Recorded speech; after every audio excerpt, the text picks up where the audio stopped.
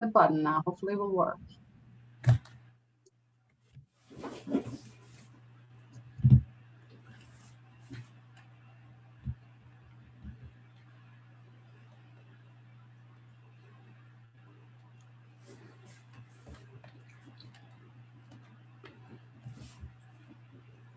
All right, I think we're live, Kou. Oh my goodness, this is so exciting. Well, welcome, Kou Yang, and everybody tuning in to listen into this conversation about the journey of Kou and Sheng Yang from us to behavioral health in Appleton. I just want to take a moment to introduce the Color Bold Spotlights and who I am. This is our fourth Color Bold monthly spotlight. It happens every second Tuesday of the month, and it's at 1 p.m. on Facebook Live. My name is Mia. I work with UW-Madison Division of Extension, and I work specifically within economic development and supporting entrepreneurs of color in this region. I do a lot of behind the scenes work, but also get to be here in the spotlight and learn a lot from really amazing business owners in this region. And it's my honor to introduce to you Kou Yang from the Appleton-based nonprofit Us to Behavioral Healthcare. Kou Yang is a Hmong American first-generation college graduate who received a Bachelor of Business Administration and Accounting from the University of Wisconsin-Oshkosh. He began his early career working for large global corporations in various cross-functional roles, including corporate finance, manufacturing analytics, business analysis, behavioral procurement, and global supply chain. In 2019, he paused his career and co-founded Us to Behavioral Healthcare with his wife, Sheng Yang. Us to Behavioral Healthcare is a nonprofit mental health clinic located in Appleton, Wisconsin. Along with counseling services, the agency also leads D&I, diversity and inclusion training, consulting and advocacy with a heavy focus in the human services sector. Its mission is to advance health equity by removing barriers and creating an inclusive community where people can reach their full potential. He's currently the Director of Operations and Finance and used his passion for strategy development and data-driven decision-making to help drive exponential growth for Us Too during its first year in operations. The agency now employs a staff of 10 employees, up from only 2 1 year ago. Mm-hmm. Kou, how are you doing today? Did you want to add anything to that? I'm doing very good. Everyone's healthy, the family's healthy, the business is healthy. Being a mental health clinic, we're part of the Tier 1A for COVID vaccines. So we're in the process of getting those. I just got mine yesterday, so that was the first round. So given the circumstances, we're doing pretty good. Well, that's amazing to hear. Congrats on your vaccine. That's a big deal. Mm-hmm. So I know you wear a lot of hats, but we will focus on the work you're doing currently with your nonprofit, Us Too, and just focus on just your business journey, how you got started, just to get people familiar with your nonprofit. So would you like to just give us a little bit of a recap about your business, and then we can get into the depths a little bit more? Yeah, so we opened our doors on September 3rd, so the day after Labor Day last year, 2019. And how did we get started? It was an idea that, the idea of opening up a mental health clinic really came from my wife's passion in this space. She spent several years working as a therapist, working for the county systems, working for privately owned mental health 24-hour hospitals. And her experiences in this space was, I would say, she came home from work a lot saying, wow, I just worked with this young lady from Guatemala, a young immigrant, and the systems and the policies that are in place and the systems and the policies that I am working for aren't working for people of color. And she continued, and these stories continue to manifest over several years. And we started talking about, why don't we just lead the change? Why don't we just open up a mental health clinic and be the leaders in this space? Because it seems like policy is not changing. It's not changing. It's not working for people of color. So we really have to take that lead, and we did. There was a lot of planning, a lot of sacrifice. Leaving the corporate industry to come and lead nonprofit took a lot of sacrifice. There's a lot of strategic planning behind that. We opened up on September 3rd, and it was really just her and I, a laptop, a single room office. We had a couch, we had some used furniture, and we just started doing therapy. During the first month, we drew in 30 clients in our first month. We were providing services for 30 clients, and because it grew so quickly in just a couple months, we went out and sought grants from donors. And we got really lucky, and we got a lot of support from some major donors in the Fox Valley. Specifically, the Community Foundation in Appleton was a huge supporter of ours. J.J. Keller Foundation, which they focus pretty heavily on mental health. They really knew and understood our strategy, and they said, "Wow, this was needed.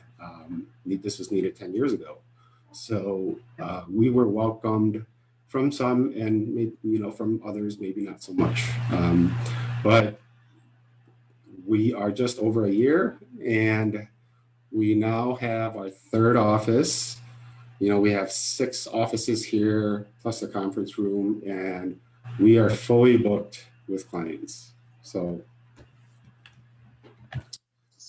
I think it's really an interesting business model that you have, with being, you are a full-fledged clinic with clients, obviously, to receive mental health services. But then you have the other leg of your organization is more on a larger level, understanding policy systems, and then also doing a lot of consultancy with diversity and inclusion, like you mentioned. So how do those two work together, and why did you decide to incorporate both legs into your organization, so to speak? Yeah, so as a nonprofit, we have 2 main revenue streams, right? One is we need to improve access to care for minorities and underserved populations. So that is the counseling piece. The counseling piece, if we solely focus on Medicaid clients, low-income minorities and underserved populations, we would never be in business, right? It's a net negative business revenue stream. And if we only did that, we would rely heavily on donors to continue to give us grants and donations. Well, what we're doing in our business model is we also do diversity and inclusion training and consulting. And when we look at the consulting, it does have a higher margin. And what we're doing is we're using that to subsidize at the micro level services to the community. Now, we try to look at this from a micro and a macro lens, right? The micro piece is providing direct care to counseling clients. The second piece is trying to move us in a direction where we're making systematic changes, because we know that policies need to be changed. Policies, procedures, and all of the above. And if we only concentrate on the micro, we're only going to make a dent in this huge problem. And so what we're doing is we roll out training to professionals, specifically in the human services field across Wisconsin. Last year, we trained about 1,200 professionals across the state. Wow. The other piece is doing consulting. So right now we are in a strategic partnership with Harbor House Domestic Violence Shelter in Appleton here. It's 2 years. It's going in. It's assessing their policies, their procedures, HR, end to end, and providing a recommendation on what needs to be changed to be more inclusive, diverse, and equitable. Right now, we're in phase 1, which ends in February. Phase 2 starts in March. And we're also going in to do training at the staff and the leadership and the board of directors level. That's what we're doing. That's what you're doing. That's amazing.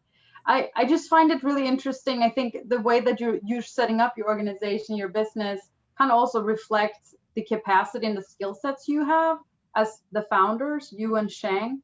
Can you speak anything about that in terms of, I mean, I look at you as like the dream team, like really like you have both the nitty gritty understanding of what it means to do the work, but then you also have the vision and the strategy to make change on a more systematic level. Can you speak anything about of the importance to not just have a shared vision, but actually having complementary skill sets when you're starting a business, and obviously use your own business as an example of how you've been building it? Yeah, and that was a calculated decision that we made, knowing that we both brought things to the table. Shang is very strong in the clinical mental health, human services. She has a broad network of people. She has experience in leadership as well as frontline work. And then she has one of the skill sets that she has that is sometimes overlooked is she has experience with medical billing, which is a beast. Sure. Medical billing is extremely difficult to understand, and the laws are continuously changing. So, those are the skills that she brought to the table. I've spent the last 15 years working in huge, complex organizations, very heavy on the business and data analytics. I have a breadth of experiences in things like procurement and brand business analysis, so the marketing piece. And so we just brought our skill sets together to start this. And the other thing is that, obviously we are married, so it makes it a little bit easier to say, let's go do this together and then leave everything behind. So you say easier, but some people may think that would be very tricky to start a business with my spouse.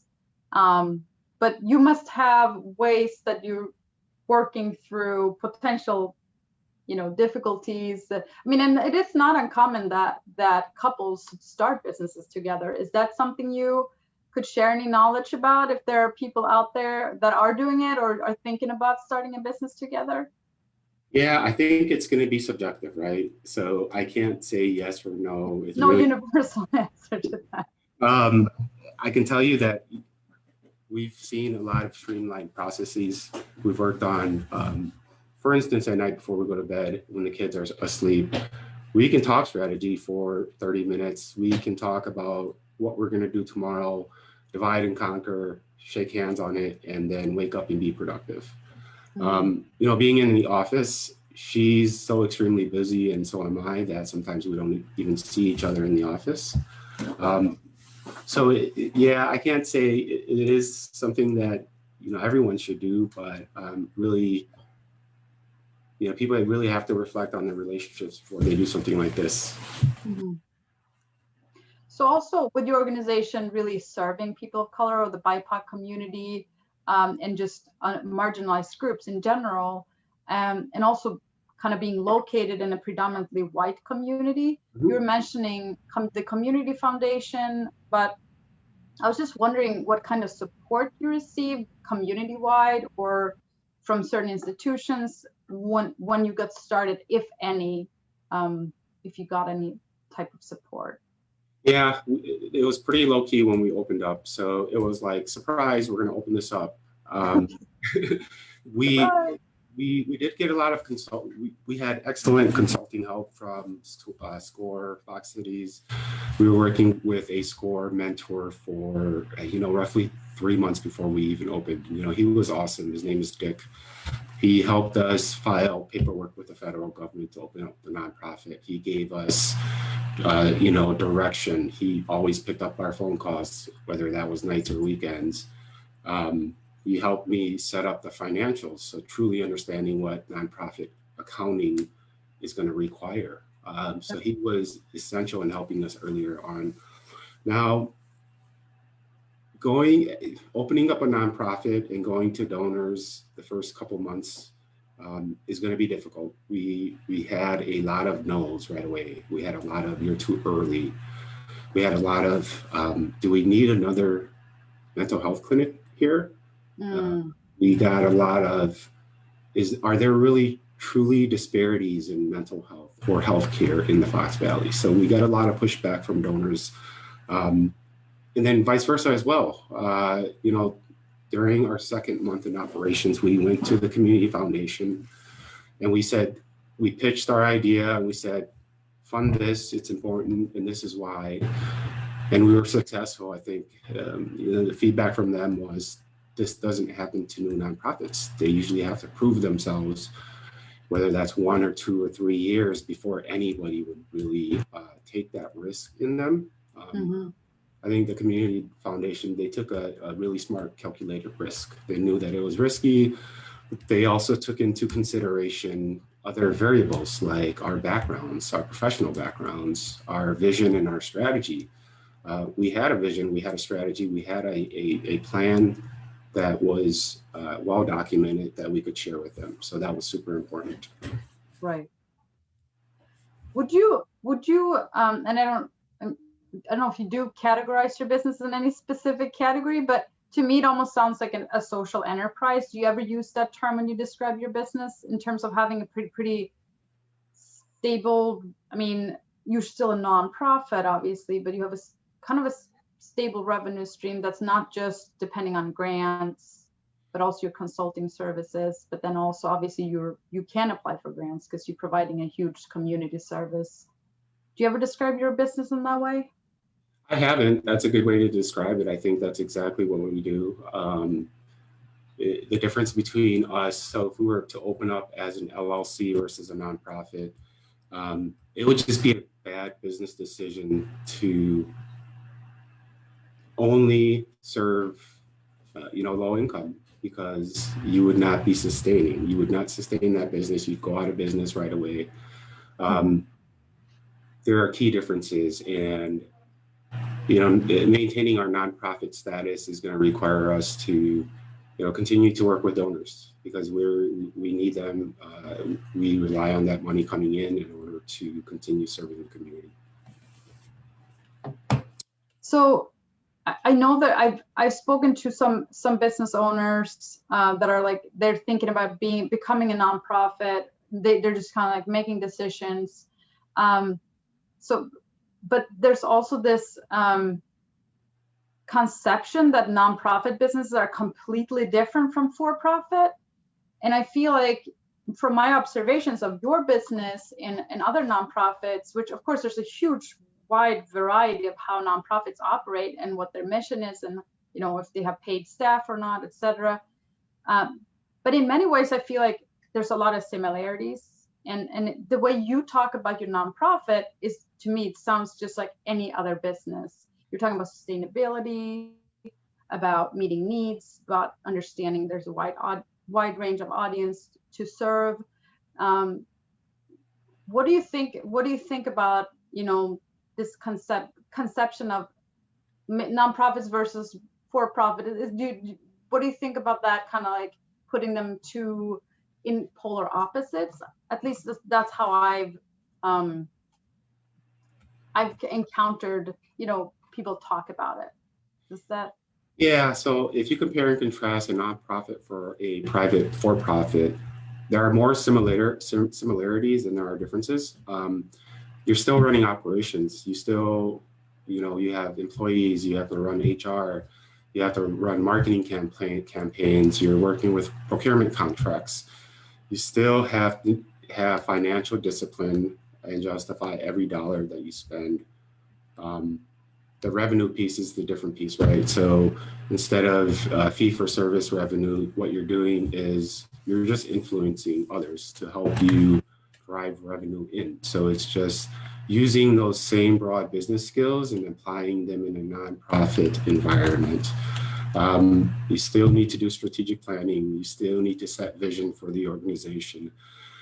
And one of the most important is you still need to communicate and learn how to influence individuals at various levels, whether that's employees or donors or suppliers or the board of directors or community leaders. So you're still using those business influence skills in a nonprofit. Sure. Now, the main difference is in a nonprofit, the profit margins go to the community. They don't go to a single owner. They don't go to stockholders or stakeholders. Margins get returned back to the community. And when I leave my leadership role here, the money stays with the organization. I've parted ways financially. So nobody is getting rich running a nonprofit. People do it because they're passionate. So that might be something that individuals should start looking at, especially if they want to shift their businesses over to a nonprofit, be able to part ways and be good with that. Sure. That's really helpful, Kou. I think that's going to be very helpful to for a lot of people to hear. There's a lot of similarities, but then of course at the end of the day, you got to think about the revenue piece and just understanding that there may be different audiences that you need to tend to with these different models. So I was also wondering, obviously we've gone through a pretty rough year, and very rough year, yet your business has grown exponentially with staff, with your scope, with what you're doing in the community. It's just an interesting kind of matrix there with what happened this year, but then also can you speak anything about that and anything that you've learned through the past year with it being difficult, and anything you would like to share with other business owners? So what we've learned in the past year, so a lot has gone on. I think everybody's learned from COVID and the social justice movements and all of that. It was a historic year. If we would have known that this was coming, we would have said, no, we're not going to start a nonprofit during COVID, during all of this craziness. Unfortunately, fortunately, we were 5 to 6 months in when COVID came. We had the backing of some really big donors that were dedicated to helping us achieve our mission. What did we learn during COVID? So I think we've learned that disruption breeds innovation, right? When you take the status quo and you shake it up, you see if it falls back together, if it withstands or if it breaks. And embracing the silver lining of COVID. So there were a lot of bad things that came with COVID. But if you look at the silver lining, what did it do? It made us more digitally agile. It forced us to be innovative, find new ways of doing the same thing better. You can look at things like air pollution around the globe improved because of COVID. And probably the one that impacts us the most is telehealth. We are now able to bill for telehealth, reach more minorities and underserved populations across the state. Right. And if the insurance carriers continue to allow for telehealth, it could mean a lot. Right now, we serve people who live in the middle of the country. We serve people from the Green Bay area, from the Madison and Milwaukee area. We serve somebody from, I believe it's over in Stevens Point. She's a Hmong client who contacts us for services, and we see her each week. So without telehealth, it would not have been able, we wouldn't be able to reach as many people. So what we learned is there's good in everything bad that's happening and embracing that good. That's really interesting point. In your particular sector, the fact that telehealth now is more accepted with many more insurance plans, Mm-hmm. and then your market reach then all of a sudden can also grow, obviously, because there's no commute involved or anything. So do you think that will continue on, after COVID, or?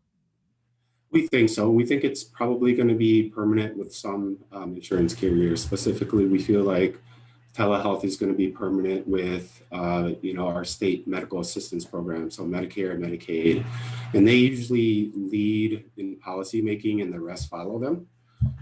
So if it's approved through, the state Medicaid programs, we think it's going to be here for a while, if not permanently. Mm-hmm. I'm also thinking from the client end of things. Some clients may actually prefer that over in person, well, especially if it's like across the country. But yeah, I mean, I could see that being one of those things that actually sticks around for many reasons.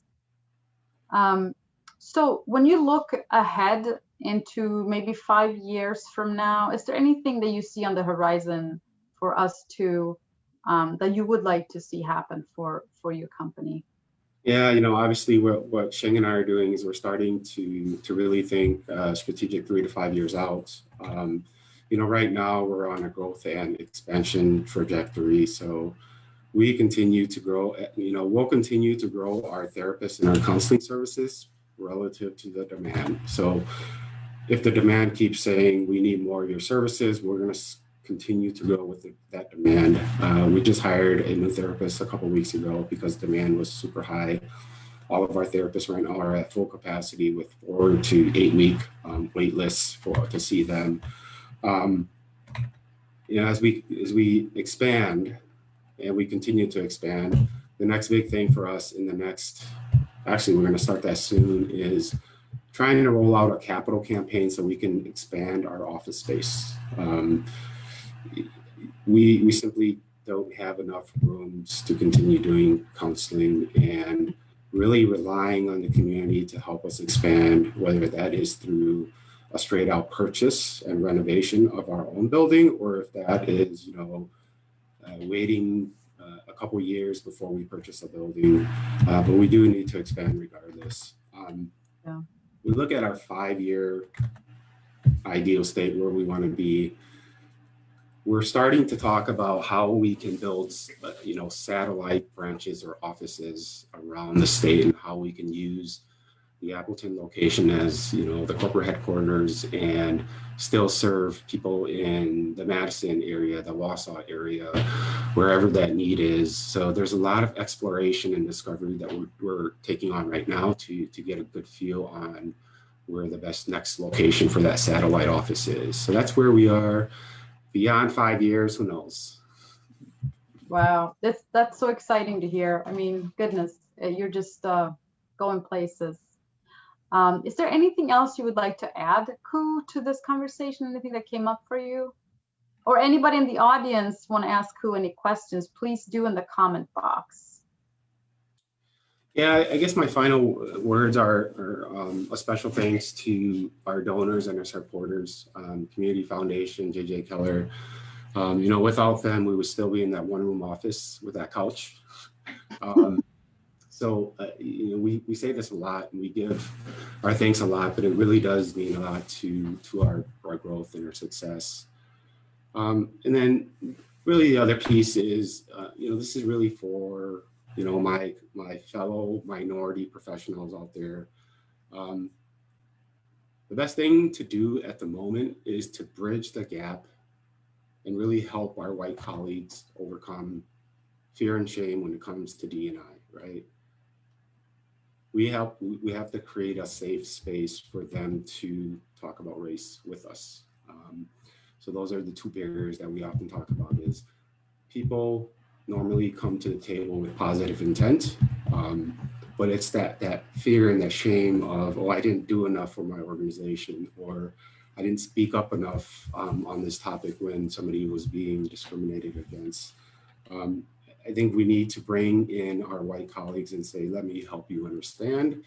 and don't be shameful. The final piece is we need to bridge the gap amongst our own different minority groups. There's still a lot of work that needs to be done, I think, between the minority groups to make sure that we break down those silos. And finally, I think we need to look at racism as not a white only issue. It's really our issue as human beings. And so, you know, understanding those concepts, I think as minority leaders in the community, I think we're going to go a long way if we can do those few very simple things. Wow, thank you for those powerful words. And I was glad to hear you say more working together between entrepreneurs of color, minority business owners. That's really what Color Bold Business Association is about. It's designed to serve all business owners of color in Northeast Wisconsin, but actually we in the Color Bold committee just talked about let's serve all of Wisconsin. I even added, hey, let's go worldwide in the distant future, you know, because you're right. I mean, there's a lot to be said about working together and to break down barriers to be more effective in making sure that there's economic development and success for all business owners of color. We have a couple of questions here, Kou, in the comment box. Hey, Joseph, so good that you joined. He's saying, thank you for sharing your experience. I'm wondering what your customers think is unique about the services you provide, and if you have an example to share. So right now we have therapists who are not only practicing therapy, but they can speak Hmong and they can speak Spanish. And we have our staff, when we recruit or hire, we make sure that that person is bringing something unique to the table. Recently, we've seen this hidden demand for LGBTQIA+ individuals, children, and their parents. And right now, the unique piece about us is, yes, we speak the language, but we're also chasing diversity. We are the only Fox Valley, I believe, provider who's a safe ally, who practices transgender counseling, LGBT counseling, and we're getting a large influx of referrals from the Madison area, the Milwaukee area, because there's not enough of those providers out there. So hopefully that answers his question. Yes, it sounds like you're meeting a lot of needs for just a really wide range of audiences that may be part of underserved, marginalized communities. There's another comment. Rhonda Chandler just said she just received her 501c3 and would love to pick your brain for some guidance. And she has her first board meeting at the end of the month. So I would be happy to connect the two of you if that sounds okay. Definitely. Send Rhonda my way, give her all of my information, and we can chat separately or ongoing to help her with her nonprofit. Yeah, Rhonda came in actually with the finalists at the really big hat competition in Wisconsin that was put on in December, and so she's really launching a very, very unique nonprofit in this area for Black girls. Okay. Joseph is just saying, great conversation, that this is unique, and Rhonda is saying, thank you, that would be awesome. All right, well, we're gonna actually wrap it up. I just wanted to say thank you, Kou. Thank you for sharing your time and your skills and your vision, and thank you for all the things you and Shang and your team are doing for our community. I'm just always blown away hearing about all the things that you're doing and how versatile your business is. I just also want to give a big shout out for next week on Monday. We have a Spanish speaking event with WIBIC, and it's on finances and how to apply for loans through WIBIC. And so please, if you have Spanish speaking friends or business owners out there who are interested on the topic, please invite them. And it's all on our Facebook page. All right, and then Carolyn's saying, thank you for a great session. Kou, our community is lucky to have you and your family's leadership, and I could not agree more. Thank you so much, Kou, and everybody else for tuning in. And we'll see you soon. Thank you. Talk to you later. Thank you. Thank you so much.